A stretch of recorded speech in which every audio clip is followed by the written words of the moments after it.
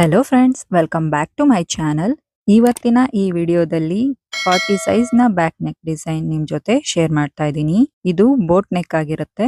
ಈ ಡಿಸೈನ್ ತುಂಬಾ ಚೆನ್ನಾಗಿ ಬರುತ್ತೆ ಫ್ರೆಂಡ್ಸ್. ಈ ಡಿಸೈನ್ ನ ಈಸಿಯಾಗಿ ಹೇಗ್ ಮಾಡ್ಕೊಳ್ಳೋದು ಅಂತ ಸಿಂಪಲ್ ಆಗಿ ಹೇಳ್ಕೊಟ್ಟಿದ್ದೀನಿ ಫ್ರೆಂಡ್ಸ್. ಕೊನೆವರೆಗೂ ಈ ವಿಡಿಯೋ ನೋಡಿ. ಬಿಗಿನರ್ಸ್ ಗಳು ಕೂಡ ಈಸಿಯಾಗಿ ಮಾಡ್ಕೋಬಹುದು. ನೋಡಿ, ಈಗ ಮೊದಲಿಗೆ ಬ್ಲೌಸ್ ನ ಉದ್ದ ತಗೊಳ್ಳೋಣ. ಬ್ಲೌಸ್ ನ ಉದ್ದ ಬಂದು 14.5 ಇದೆ. ಅದಕ್ಕೆ ಪ್ಲಸ್ 1 ಇಂಚ್ ಮಾರ್ಜಿನ್ಗೆ ಸೇರಿಸ್ಕೋಬೇಕಾಗತ್ತೆ. ನಾನಿಲ್ಲಿ 15.5 ಇಂಚ್ ತಗೊಂಡಿದ್ದೀನಿ. ಮತ್ತೆ ಇಲ್ಲಿ ಶೋಲ್ಡರ್ ಬಂದು 7 ಇಂಚ್ ಇದೆ. ಇದು ಬೋಟ್ ನೆಕ್ ಆಗಿರೋದ್ರಿಂದ 7 ಇಂಚ್ ತಗೋಬೇಕು. ನೀವು ನಿಮ್ಮ ಸೈಜ್ ನ ಅಕಾರ್ಡಿಂಗ್ ಆಗಿ ತಗೊಳ್ಳಿ. ಆರ್ಮೋಲ್ ಲೆಂತ್ 7 ಇಂಚು. ಈಗ ಚೆಸ್ಟ್ ನ ರೌಂಡ್ ಡಿವೈಡೆಡ್ ಬೈ 4 10 ಇಂಚ್ ಇದೆ. ಇಲ್ಲಿ ಪ್ಲಸ್ 2 ಇಂಚು ಮಾರ್ಜಿನ್ ತಗೊಂಡಿದ್ದೀನಿ. ಮತ್ತೆ ವೆಸ್ಟ್ ನ ರೌಂಡ್ ಡಿವೈಡೆಡ್ ಬೈ 4 ಮಾಡ್ಕೊಳ್ಳಿ. ಹಾಗೆ ಇಲ್ಲಿ ಬಂದಿರೋದು ನನಗೆ 9 ಇಂಚ್ ಬಂದಿದೆ. ಪ್ಲಸ್ 1 ಇಂಚು ಡಾಟ್ ತಗೊಂಡು ಮತ್ತೆ 2 ಇಂಚು ಮಾರ್ಜಿನ್ಗೋಸ್ಕರ ತಗೋಬೇಕಾಗತ್ತೆ. ಈಗ ನೆಕ್ ನ ವಿಡ್ತ್ ಬಂದು 4 ಇಂಚ್ ತಗೋಬೇಕು. ಇದು ಬೋಟ್ ನೆಕ್ ಆಗಿರೋದ್ರಿಂದ. ಮತ್ತೆ ನೆಕ್ ಡೌನ್ 3 ಇಂಚ್ ಮಾಡ್ಕೊತಾ ಇದ್ದೀನಿ. ನೋಡಿ ಈ ರೀತಿ. ಈಗ ಇಲ್ಲಿ ಒಂದು ಸ್ಕ್ವೇರ್ ಬಾಕ್ಸ್ ರೆಡಿ ಮಾಡ್ಕೊಂಡು ಈ ರೀತಿ ಬೋಟ್ ಶೇಪ್ ನ ನೋಡಿ ಈ ರೀತಿಯಾಗಿ ಬೋಟ್ ನೆಕ್ ಶೇಪ್ ಕೊಡಬೇಕು. ಮತ್ತೆ ನಾನಿಲ್ಲಿ 2 ಇಂಚಿಗೆ ಡೌನ್ ಮಾಡ್ಕೊಂಡಿದ್ದೀನಿ. ಇದು ಯಾತಕ್ಕೆ ಅಂತ ನಾನು ಆಮೇಲೆ ಹೇಳ್ತೀನಿ. ವಿಡಿಯೋ ನೋಡ್ತಾ ಇರಿ. ಈಗ ಇಲ್ಲಿ ಬ್ಲೌಸ್ ನ ನೆಕ್ ಡೀಪ್ ಬಂದು 11.5 ಇಂಚಿಗೆ ಮಾರ್ಕ್ ಮಾಡ್ಕೊತಾ ಇದ್ದೀನಿ. 4 ಇಂಚ್ ಅಷ್ಟು ವಿಡ್ತ್ ತಗೋಬೇಕು. ತಗೊಂಡಾದ್ಮೇಲೆ ಮತ್ತೆ ಇಲ್ಲಿ ಸ್ಕ್ವೇರ್ ಬಾಕ್ಸ್ ರೆಡಿ ಮಾಡ್ಕೋಬೇಕಾಗತ್ತೆ. ಈಗ ಇಲ್ಲಿ ಈ ರೀತಿ ರೌಂಡ್ ಆಗಿ ಮಾರ್ಕ್ ಮಾಡ್ಕೊಳ್ಳಿ. ರೌಂಡ್ ಶೇಪ್ ನ ಕೊಟ್ಟಿದ್ದೀನಿ. ಮತ್ತೆ ಈಗ ನಾನಿಲ್ಲಿ 2 ಇಂಚಿಗೆ ಮಾರ್ಕ್ ಮಾಡಿದ್ನಲ್ಲ, ಇವಾಗ ಅಲ್ಲೂ ಕೂಡ ಈ ರೀತಿಯಾಗಿ ಶೇಪ್ ಕೊಡ್ತಾ ಇದ್ದೀನಿ ನಾನು. ಇದು ತುಂಬಾ ಸಿಂಪಲ್ ಆಗಿರೋ ಬ್ಲೌಸ್ ಬೋಟ್ ನೆಕ್ ಡಿಸೈನ್ ಆಗಿದೆ ಫ್ರೆಂಡ್ಸ್. ನೋಡಿ, ಮೊದ್ಲಿಗೆ ನಾನು ಬೋಟ್ ನೆಕ್ ನ ಕಟ್ ಮಾಡ್ತಾ ಇದ್ದೀನಿ. ಈ ರೀತಿ ಕಟ್ ಮಾಡ್ಕೊಂಡಿದ್ದಾದ್ಮೇಲೆ 2 ಇಂಚು ಬಿಟ್ಟಿದೀವಲ್ಲ, ಅಲ್ಲಿ ಮಾರ್ಕ್ ಹೇಗ್ ಮಾಡಿದೀವೋ ಅದೇ ರೀತಿ ಕಟ್ ಮಾಡ್ಕೊಳ್ಳಿ. ಹೀಗೆ ಸೆಂಟರ್ ಇಂದ ನೀಟಾಗಿ ಫಿನಿಶಿಂಗ್ ಸಮೇತ ಕಟ್ ಮಾಡ್ಕೋಬೇಕಾಗತ್ತೆ. ನೋಡಿ, ಇಲ್ಲಿ ನಂದು ಕಟ್ ಮಾಡಿದಾಗಿದೆ. ಈಗ ನೋಡಿ ಓಪನ್ ಮಾಡಿ ತೋರಿಸ್ತೀನಿ. ಎಷ್ಟು ಬ್ಯೂಟಿಫುಲ್ ಆಗಿ ಸಿಂಪಲ್ ಆಗಿದ್ರು ಕೂಡ ಎಷ್ಟು ಚೆನ್ನಾಗಿ ಕಾಣಿಸುತ್ತೆ ಅಂತ. ಇಲ್ಲಿ ನಾನು ಮೇನ್ ಪೀಸ್ ನ ಕೂಡ ಕಟ್ ಮಾಡ್ಕೊಂಡಿದ್ದೀನಿ. ಈಗ ಈ ರೀತಿ ಕಟ್ ಮಾಡ್ಕೊಂಡಿದ್ದಾದ್ಮೇಲೆ ಇವಾಗ ಸ್ಟಿಚಿಂಗ್ ಮಾಡ್ಕೊಳ್ಳೋದು ಹೇಗೆ ಅಂತ ನೋಡೋಣ. ನಾನೀಗ ಮೊದ್ಲಿಗೆ ಇಲ್ಲಿ ಪಿನ್ ಇಂದ ಅಟ್ಯಾಚ್ ಮಾಡ್ಕೊತಾ ಇದ್ದೀನಿ. ನೋಡಿ ಹೀಗೆ. ಈ ಡಿಸೈನ್ಗೆ ನೀವು ಪೇಪರ್ ಪೇಸ್ಟಿಂಗ್ ಕೂಡ ಹಾಕೋಬಹುದು. ನಾನಿಲ್ಲಿ ಪೇಪರ್ ಪೇಸ್ಟಿಂಗ್ ಹಾಕ್ತಿಲ್ಲ, ಹಾಗೆ ಸ್ಟಿಚ್ ಮಾಡ್ತಾ ಇದ್ದೀನಿ ಫ್ರೆಂಡ್ಸ್. ಈಗ ಮೊದಲಿಗೆ ಸೆಂಟರ್ ಅಲ್ಲಿ ನೆಕ್ ಡಿಸೈನ್ ಇದೆಯಲ್ಲ, ಅಲ್ಲಿ ನಾನು ಸ್ಟಿಚ್ ಮಾಡ್ಕೋತೀನಿ ಮೊದಲಿಗೆ. ಈಗ ಸೆಂಟರ್ ನೆಕ್ ಸೈಡ್ ಇಂದ 1/4 ಇಂಚಷ್ಟು ಮಾರ್ಜಿನ್ ಬಿಟ್ಟು ಸ್ಟಿಚ್ ಮಾಡ್ಕೋಬೇಕು. ಇಲ್ಲಿ ನೆಕ್ ಶೇಪು ಸ್ಟಿಚ್ ಮಾಡುವಾಗ ಫ್ರೆಂಡ್ಸ್, ನೀವು ಸ್ಟಿಚಿಂಗ್ ನ ತುಂಬಾ ಸಣ್ಣದಾಗಿ ಇಟ್ಕೊಳ್ಳಿ. ಫಿನಿಶಿಂಗ್ ತುಂಬಾ ಚೆನ್ನಾಗಿ ಬರುತ್ತೆ ಫ್ರೆಂಡ್ಸ್. ನೋಡಿ ಈ ರೀತಿಯಾಗಿ 1 ಫೂಟ್ ಮಾರ್ಜಿನ್ ಬಿಟ್ಟು ಸ್ಟಿಚ್ ಮಾಡ್ಕೋತಾ ಹೋಗಿ ನೀಟಾಗಿ ರೌಂಡ್ ಶೇಪ್ ಕೊಟ್ಟು ಸ್ಟಿಚ್ ಮಾಡ್ಕೋಬೇಕು. ಮತ್ತೆ ಇಲ್ಲಿ ನೋಡಿ ಫ್ರೆಂಡ್ಸ್, ಇಲ್ಲಿ ಪಾಯಿಂಟ್ ಬರುತ್ತಲ್ಲ, ಪಾಯಿಂಟ್ ಬರೋ ಕಡೆ ಕೂಡ ನೀಟಾಗಿ ಪಾಯಿಂಟ್ ಬರೋ ಹಾಗೆ ಸ್ಟಿಚ್ ಮಾಡ್ಕೊಳ್ಳಿ. ಎಲ್ಲೂ ಕೂಡ ಲೂಸ್ ಕೊಡಬೇಡಿ. ನೋಡಿ ಫ್ರೆಂಡ್ಸ್, ಇಲ್ಲಿ ನಾನು ಸ್ಟಿಚ್ ಮಾಡಿದ್ದಾಗಿದೆ. ಈಗ ಸೆಂಟರ್ ಅಲ್ಲಿರೋ ಫ್ಯಾಬ್ರಿಕ್ ನೆಲ್ಲ ಕಟ್ ಮಾಡಿ ತೆಗಿಬೇಕು. ನಾವೆಲ್ಲಿಗೆ ಸ್ಟಿಚ್ ಮಾಡಿದೀವಿ 1 ಫೂಟ್ ಮಾರ್ಜಿನ್ ಬಿಟ್ಟೆ ಕಟ್ ಮಾಡ್ಕೋಬೇಕಾಗತ್ತೆ ಇದು. ಈಗ ಇಲ್ಲಿ ಪಾಯಿಂಟ್ ಬರುತ್ತಲ್ಲ, ಅಲ್ಲಿ ಚಿಕ್ಕ ಚಿಕ್ಕದಾಗಿ ಕಟ್ಸ್ಕೊಡಿ. ಮತ್ತೆ ರೌಂಡ್ ತಿರ್ಗೋ ಕಡೆ ಎಲ್ಲ ಚಿಕ್ಕ ಚಿಕ್ಕದಾಗಿ ಕಟ್ಸ್ ಮಾಡ್ಕೋಬೇಕಾಗತ್ತೆ. ಈ ಕಟ್ಸ್ ಮಾಡ್ಕೊಳ್ಳೋ ಕೂಡ ಹುಷಾರಾಗಿರಿ, ಯಾಕೆಂದ್ರೆ ಸ್ಟಿಚ್ ಕಟ್ ಆಗುತ್ತೆ. ಅದರಿಂದ ಹುಷಾರಾಗಿ ಕಟ್ ಮಾಡ್ಕೊಳ್ಳಿ. ಈಗ ಇಲ್ಲಿ ಚಿಕ್ಕ ಚಿಕ್ಕ ಕಟ್ಸ್ ಎಲ್ಲ ಆದ್ಮೇಲೆ ಇದನ್ನ ಟರ್ನ್ ಮಾಡ್ಕೋಬೇಕು ಹಿಂಭಾಗಕ್ಕೆ. ಹಿಂಭಾಗಕ್ಕೆ ಟರ್ನ್ ಮಾಡ್ಕೊಂಡು ಕೈಯಿಂದ ಫಿನಿಶಿಂಗ್ ಕೊಡಿ ನೀಟಾಗಿ. ನೀವು ಬೇಕಾದ್ರೆ ಇಲ್ಲಿ ಪ್ರೆಸ್ ಕೂಡ ಮಾಡ್ಕೋಬಹುದು ಫ್ರೆಂಡ್ಸ್. ಮತ್ತೆ ಈಗ ಸೆಂಟರ್ ಅಲ್ಲಿ ಸ್ಟಿಚ್ ಮಾಡ್ಕೋಬೇಕಾಗತ್ತೆ. ಕಾರ್ನರ್ ಸ್ಟಿಚ್ ಮಾಡ್ಕೊಳ್ಳಿ. ಈಗ ಇಲ್ಲಿ ನಾವು ಕಿನಾರಿ ಸ್ಟಿಚ್ ಮಾಡಬೇಕಾಗುತ್ತೆ. ನೋಡಿ ಈ ರೀತಿಯಾಗಿ ನೀಟಾಗಿ ಫಿನಿಶಿಂಗ್ ಕೊಟ್ಟು ಸ್ಟಿಚ್ ಮಾಡ್ಕೊಳ್ಳಿ.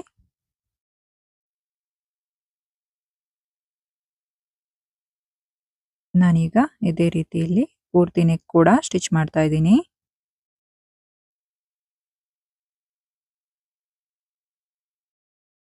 ನಾನೀಗ ಪೂರ್ತಿ ನೆಕ್ ಕೂಡ ಸ್ಟಿಚ್ ಮಾಡ್ಕೊಂಡಿದ್ದೀನಿ. ಈಗ ಇಲ್ಲಿ ಬಾಟಮ್ ಸೈಡಿಂದ ನಾನು ಲೈನಿಂಗು ಮತ್ತು ಮೇನ್ ಫ್ಯಾಬ್ರಿಕ್ನ ಅಟ್ಯಾಚ್ ಮಾಡ್ಕೋತಾ ಇದ್ದೀನಿ. ನೋಡಿ ಫ್ರೆಂಡ್ಸ್, ಈ ರೀತಿ ಲೈನಿಂಗ್ ಫ್ಯಾಬ್ರಿಕ್ಕು ಮತ್ತು ಮೇನ್ ಫ್ಯಾಬ್ರಿಕ್ನ ಫಿಕ್ಸ್ ಮಾಡ್ಕೋಬೇಕಾಗತ್ತೆ. ಇದೇ ರೀತಿ ಪೂರ್ತಿ ಬ್ಯಾಕ್ ಪಾರ್ಟ್ನ ಸ್ಟಿಚ್ ಮಾಡ್ಕೊಳ್ಳಿ.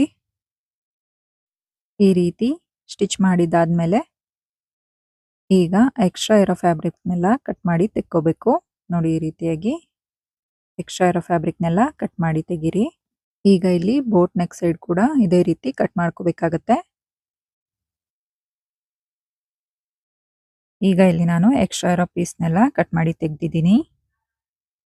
ಈಗ ಇಲ್ಲಿ ಬ್ಲೌಸ್ ಅಲ್ಲೇ ಬಂದಿರೋ ಬಾರ್ಡರ್ನ ತಗೊಂಡಿದ್ದೀನಿ. ನೆಕ್ ಸೈಡ್ ಇವಾಗ 2 ಇಂಚು ಕಟ್ ಮಾಡಿದ್ವಲ್ಲ ಬೋಟ್ ನೆಕ್ನ, ಅಲ್ಲಿ ಎಷ್ಟು ಇಂಚ್ ಬೇಕೋ ಅಷ್ಟು ಇಂಚ್ಗೆ ಈ ಬಾರ್ಡರ್ನ ಕಟ್ ಮಾಡ್ಕೋಬೇಕಾಗತ್ತೆ. ನೋಡಿ ಈ ರೀತಿಯಾಗಿ. ಇಲ್ಲಿ ನಾನು ಈ ರೌಂಡ್ ಮಾರ್ಕು ಯಾಕೆ ಮಾಡ್ತಿದ್ದೀನಿ ಅಂತ ಹೇಳ್ತೀನಿ ನಿಮಗೆ.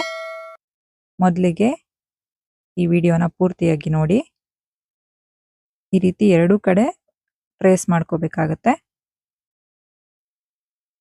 ಮತ್ತೆ ಇದನ್ನ ಬಾರ್ಡರ್ ತಗೊಳ್ಳಿ. ಈಗ ಬಾರ್ಡರ್ ಮೇಲೂ ಕೂಡ ಇದೇ ರೀತಿ ಮಾರ್ಕ್ ಮಾಡ್ಕೊಳ್ಳಿ.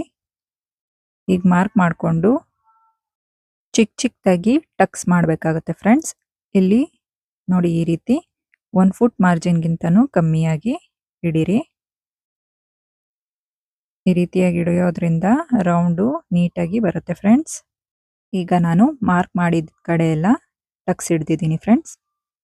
ಇದನ್ನ ಈಗ ನಾವಿಲ್ಲಿ ಬೋಟ್ ನೆಕ್ ಸೈಡ್ಗೆ ಸ್ಟಿಚ್ ಮಾಡ್ಕೋಬೇಕು. 1 ಫುಟ್ ಮಾರ್ಜಿನ್ ಬಿಟ್ಟು ಸ್ಟಿಚ್ ಮಾಡ್ತಾ ಇದ್ದೀನಿ. ಇದು ಬ್ಯಾಕ್ ಸೈಡಿಂದ ಸ್ಟಿಚ್ ಮಾಡ್ತಾ ಇದ್ದೀನಿ ಫ್ರೆಂಡ್ಸ್. ನೋಡಿ ಈ ರೀತಿಯಾಗಿ ಬಾರ್ಡರ್ನ ಕೂಡ ಉಲ್ಟಾದಲ್ಲಿ ಇಟ್ಟು ಸ್ಟಿಚ್ ಮಾಡ್ಕೊಳ್ಳಿ. ಸ್ಟಿಚ್ ಆದಮೇಲೆ ಈಗ ಚಿಕ್ಕದಾಗಿ ಕಟ್ಸ್ಕೊಡ್ಬೇಕಾಗತ್ತೆ.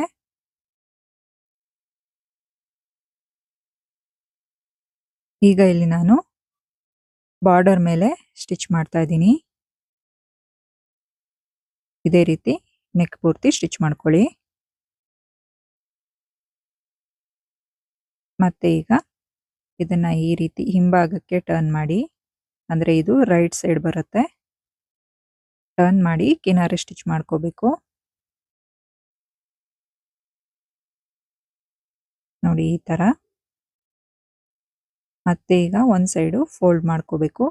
ನಾನು ಮೊದಲೇ ಇಲ್ಲಿ ಯಾಕೆ ಫೋಲ್ಡ್ ಮಾಡ್ಕೊಂಡಿಲ್ಲ ಅಂದರೆ, ಇದು ನೆಕ್ ಸೈಡು ಸಣ್ಣ ಇರುತ್ತೆ ಮತ್ತೆ ಸೆಂಟರಲ್ಲಿ ಸ್ವಲ್ಪ ಅಗಲ ಬರುತ್ತೆ. ಅದಕ್ಕೋಸ್ಕರ ನಾನು ಈ ಶೇಪನ್ನು ಇಲ್ಲಿ ಫಸ್ಟೇ ಸ್ಟಿಚ್ ಮಾಡ್ಕೊಂಡಿಲ್ಲ ಫ್ರೆಂಡ್ಸ್. ನೋಡಿ ಈ ರೀತಿಯಾಗಿ ನಮ್ಗೆ ಎಷ್ಟು ಅಗಲ ಬೇಕೋ ಅಷ್ಟು ಸೆಟ್ ಮಾಡಿಕೊಂಡು ಸ್ಟಿಚ್ ಮಾಡ್ಕೋಬೋದು. ಆದ್ದರಿಂದ ನಾನು ಸ್ಟಿಚ್ ಮಾಡಿರಲಿಲ್ಲ ಮೊದಲೇ. ನೋಡಿ ಈಗ ಇದು ಬೋಟ್ ನೆಕ್ ಸೈಡ್ ಎಲ್ಲ ಅಟ್ಯಾಚಿಂಗ್ ಮಾಡ್ತಾ ಇದ್ದೀನಿ. ಈ ರೀತಿಯಾಗಿ ನೀವು ಕೂಡ ಅಟ್ಯಾಚ್ ಮಾಡ್ಕೊಳ್ಳಿ. ಎಲ್ಲೂ ಕೂಡ ಎಳೆಯೋದಕ್ಕೆ ಹೋಗಬೇಡಿ ಫ್ರೆಂಡ್ಸ್. ನೋಡಿ ಈಗ ಪೂರ್ತಿ ನೆಕ್ ಕೂಡ ಅಟ್ಯಾಚ್ ಮಾಡ್ಕೊಂಡಿದ್ದೀನಿ. ಮತ್ತೆ ಈಗ ಇಲ್ಲೂ ಕೂಡ ರೌಂಡ್ ತಿರುಗೋ ಕಡೆ ಈ ರೀತಿ ಮಾರ್ಕ್ ಮಾಡ್ಕೋತಾ ಇದ್ದೀನಿ. ನೋಡಿ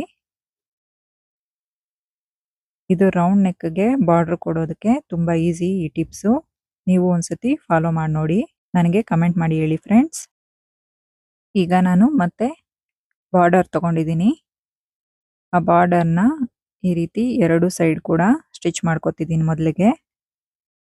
ನೋಡಿ ಈ ರೀತಿ 2 ಕಡೆ ಸ್ಟಿಚ್ ಮಾಡ್ಕೊಳ್ಳಿ. ನೋಡಿ ನಾನು 2 ಸೈಡ್ ಕೂಡ ಸ್ಟಿಚ್ ಮಾಡ್ಕೋತಾ ಇದ್ದೀನಿ. ಮತ್ತೆ ನಾನಿಲ್ಲಿ ಟಾಪ್ ಸೈಡಿಂದ ಬಾರ್ಡರ್ನ ಅಟ್ಯಾಚ್ ಮಾಡ್ಕೋತೀನಿ. ನೋಡಿ ಮೊದಲಿಗೆ ಇಲ್ಲಿ ನಾವು ಮಾರ್ಕ್ ಮಾಡಿಕೊಂಡು ಟಕ್ಸ್ ಹಿಡ್ಕೋಬೇಕು.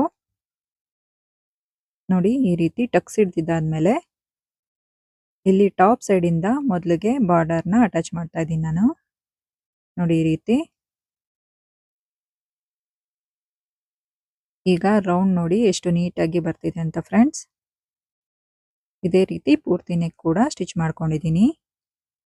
ಈಗ ಮತ್ತೊಂದು ಸೈಡ್ ಕೂಡ ಸ್ಟಿಚ್ ಮಾಡ್ಕೋಬೇಕು. ಇದು ಕೂಡ ಕಾರ್ನರ್ ಸ್ಟಿಚ್ ಮಾಡ್ತಾ ಇದ್ದೀನಿ.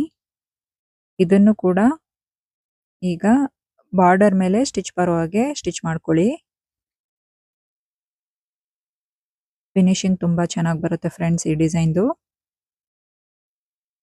ಮತ್ತೆ ಎಲ್ಲೂ ಕೂಡ ಸುಕ್ ಬರ್ದೇ ಇರೋ ಹಾಗೆ ನೋಡ್ಕೊಂಡು ಸ್ಟಿಚ್ ಮಾಡ್ಕೊಳ್ಳಿ. ನೋಡಿ ಈಗ ಇಲ್ಲಿ ಹಿಂಭಾಗಕ್ಕೆ ಕೂಡ ಸ್ಟಿಚ್ ಮಾಡ್ಕೊಂಡು ಎಕ್ಸ್ಟ್ರಾ ಇರೋ ಬಾರ್ಡರ್ನ ಕಟ್ ಮಾಡಿ ತೆಕ್ಕೊಳ್ಳಿ.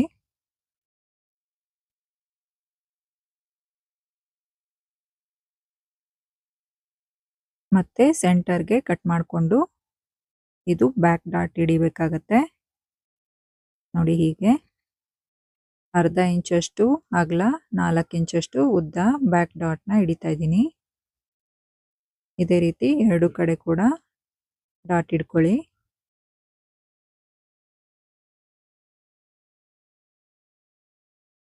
ನೋಡಿ ಎಷ್ಟು ನೀಟಾಗಿ ಬಂದಿದೆ. ಈಗ ಇಲ್ಲಿ ಬ್ಯಾಕ್ ಪಟ್ಟಿನ ರೆಡಿ ಮಾಡ್ಕೋಬೇಕು ಫ್ರೆಂಡ್ಸ್. ಬ್ಯಾಕ್ ಪಟ್ಟಿಗೆ ಒಂದು ಸೈಡು ಫೋಲ್ಡಿಂಗ್ ಮಾಡಿ ಸ್ಟಿಚ್ ಮಾಡ್ಕೋತಾ ಇದ್ದೀನಿ. ಮತ್ತೆ ಈಗ ಬ್ಯಾಕ್ ಪಾರ್ಟ್ ಮೇಲೆ ಇಟ್ಟು ಅರ್ಧ ಇಂಚಷ್ಟು ಮಾರ್ಜಿನ್ ಕೊಟ್ಟು ಸ್ಟಿಚ್ ಮಾಡ್ಕೊಳ್ಬೇಕು. ನೋಡಿ ಈ ರೀತಿ ಎಕ್ಸ್ಟ್ರಾ ಇರೋ ಫ್ಯಾಬ್ರಿಕ್ನ ಕಟ್ ಮಾಡಿ ತೆಕ್ಕೊಳ್ಳಿ. ಮತ್ತೆ ಇದನ್ನ ಲೈನಿಂಗ್ ಮೇಲೆ ಸ್ಟಿಚ್ ಬರೋ ಹಾಗೆ ಈ ರೀತಿ ಸ್ಟಿಚ್ ಮಾಡ್ಕೋಬೇಕಾಗತ್ತೆ. ಮತ್ತೆ ಇದನ್ನ ಈ ರೀತಿ ಬ್ಯಾಕ್ ಸೈಡ್ಗೆ ಟರ್ನ್ ಮಾಡಿ ಲಾಂಗ್ ಸ್ಟಿಚ್ ಇಟ್ಕೊಂಡು ಸ್ಟಿಚ್ ಮಾಡ್ಕೊಳ್ಳಿ. ನೋಡಿ ಈಗ ನೆಕ್ ಡಿಸೈನ್ ರೆಡಿ ಆಗಿದೆ ಫ್ರೆಂಡ್ಸ್. ಈ ದಿನದ ನೆಕ್ ಡಿಸೈನ್ ನಿಮಗೆ ಹೇಗೆ ಅನ್ನಿಸ್ತು ಅಂತ ನನಗೆ ಕಮೆಂಟ್ ಮಾಡಿ ಖಂಡಿತ ಹೇಳಿ. ವಿಡಿಯೋನ ಲೈಕ್ ಶೇರ್ ಮಾಡಿ ಚಾನಲ್ನ ಸಬ್ಸ್ಕ್ರೈಬ್ ಮಾಡೋದು ಮರಿಬೇಡಿ. ಸಿಗೋಣ ನೆಕ್ಸ್ಟ್ ವಿಡಿಯೋನಲ್ಲಿ. ಧನ್ಯವಾದ.